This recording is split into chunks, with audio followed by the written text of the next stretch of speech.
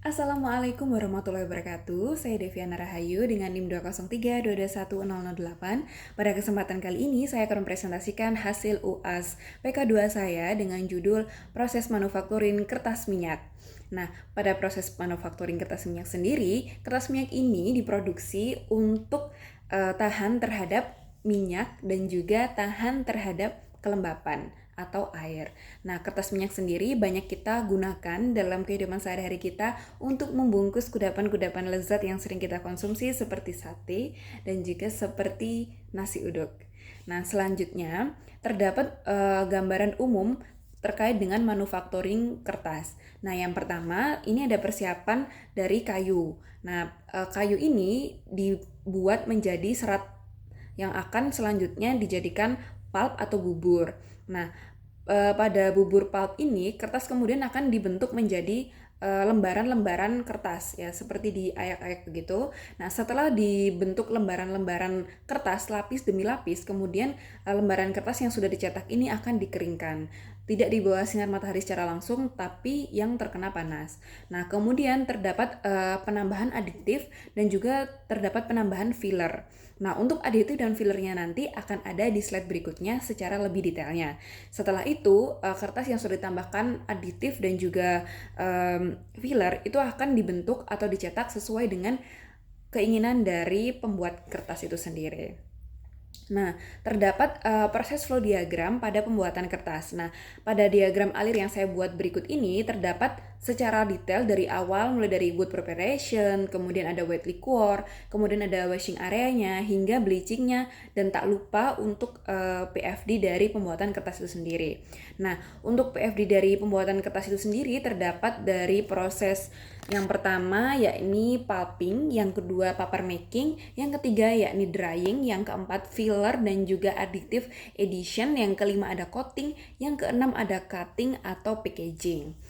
Oke, selanjutnya kita menuju ke jenis serat. Nah, jenis serat ini ada dua, yakni serat alami dan yang kedua yakni serat sintetis. Nah, untuk serat alami sendiri ini berasal dari kayu yang memiliki keunggulan yang lebih kuat dan tahan lama serta lebih lembut. Nah, sementara untuk kertas jenis sintetis yang berasal dari serat kapas ini memiliki sifat yang cukup baik juga serta daya tahan yang serapnya cukup tinggi serta ramah lingkungan karena terbuat dari kapas. Seperti itu, teman-teman. Nah, selanjutnya terdapat analisis dan juga penjelasan serat. Nah, untuk seratnya sendiri saya pakai serat dari kayu. Nah, untuk itu serat kayu itu ada dua, yakni softwood dan juga hardwood. Nah, untuk softwood sendiri ini memiliki beberapa keunggulan yang sangat baik jika Anda gunakan. Yang pertama, memiliki selulosa yang lebih panjang dan juga besar. Selanjutnya, memiliki ketahanan dan kekuatan yang tinggi serta kuat dan tahan lama. Sementara untuk hardwood sendiri sayangnya memang lebih pendek dan rapuh, tapi hardwood ini juga cukup lembut dan halus. Kemudian ada proses penambahan aditif. Nah, aditif ini ditambahkan untuk meningkatkan daya tahan terhadap kertas itu sendiri. Untuk jenis aditif yang sering digunakan yakni ada parafin, silikon, dan juga resin. Nah, untuk parafin sendiri ini ditambahkan kepada pulp ini untuk meningkatkan ketahanan terhadap minyak. Untuk silikon sendiri ini ditambahkan untuk menjadi antimikroba dan juga meningkatkan ketahanan terhadap kelembapan. Jadi ketika ditambahkan silikon, itu kertas menjadi antimikroba seperti itu. Dan yang terakhir, teman-teman bisa menambahkan resin untuk meningkatkan kekuatan tarik kertas atau tensile strain-nya dan juga ketahanan terhadap minyaknya gitu. Nah, adiktif ini bisa ditambahkan pada proses wet ataupun dry. Tapi pada proses pembuatan kertas minyak ini digunakan proses dry atau proses kering setelah kertas itu dikeringkan. Seperti itu, teman-teman. Nah, selanjutnya kita menjadi penambahan filler. Nah, filler ini yang sering digunakan ada 3, yakni kaolin, kemudian talkum, dan juga kalsium karbonat. Pada ketiga jenis filler ini memiliki fungsi dan juga manfaat yang masing-masing ya, teman-teman. Untuk yang pertama yakni kaolin. Kaolin ini memiliki fungsi untuk mencerahkan dan juga menghaluskan dari permukaan paper itu sendiri. Nah, untuk talkum ini memiliki manfaat untuk meningkatkan kemampuan kertas dalam menyerap minyak.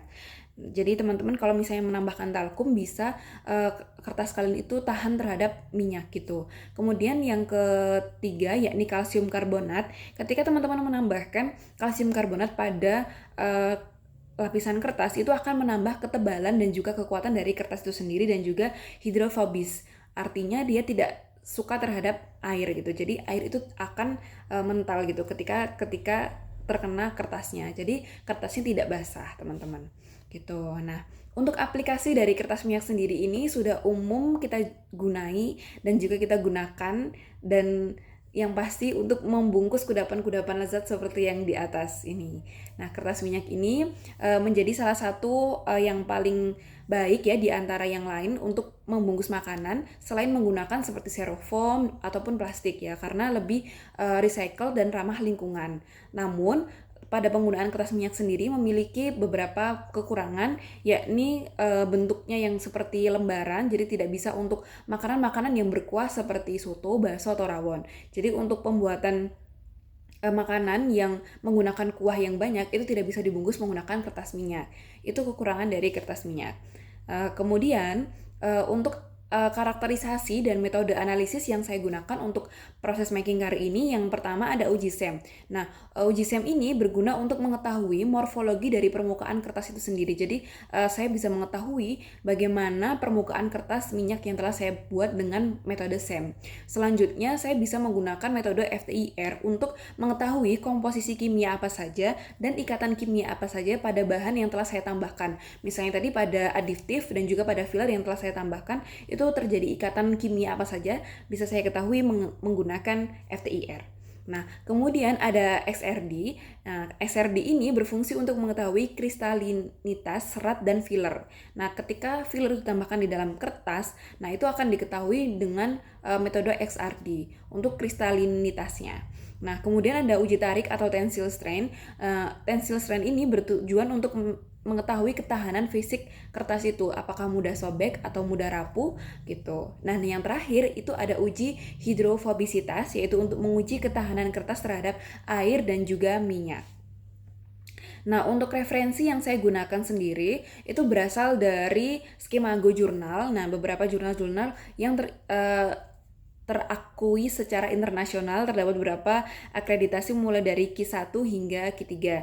Nah, untuk referensinya sendiri saya menggunakan dari 3 sumber, yakni menggunakan jurnalnya Mr. Duan, yang kedua menggunakan jurnalnya Mr. Zhu, yang ketiga menggunakan jurnalnya Mr. C. Nah, untuk itu kurang lebihnya saya mohon maaf apabila ada kekurangan.